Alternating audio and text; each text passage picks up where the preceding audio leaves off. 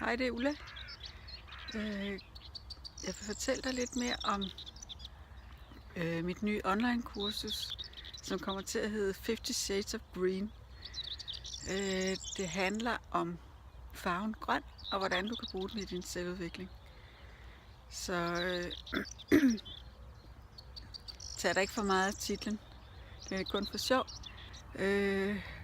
Og fordi hvis du går ud i naturen, ligesom jeg gør her om morgenen, så vil du opleve, at der bare er ikke bare 50, men tusindvis af grønne farver over alt. I går, da jeg tog den første video, så var det overskyet, og i dag, hvor solen skinner, så har farverne helt andre nuancer.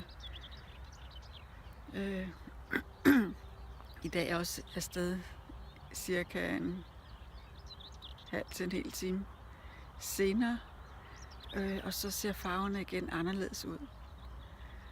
Det grønne, det handler om at komme ind til sig selv, komme ind i hjertet. Sorry, jeg har lige lidt på halsen.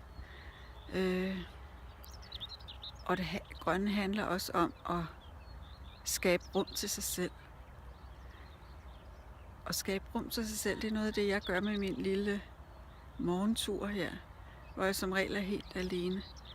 Jeg går tur her langs markerne og ned til fjorden, og som regel så møder jeg ikke nogen.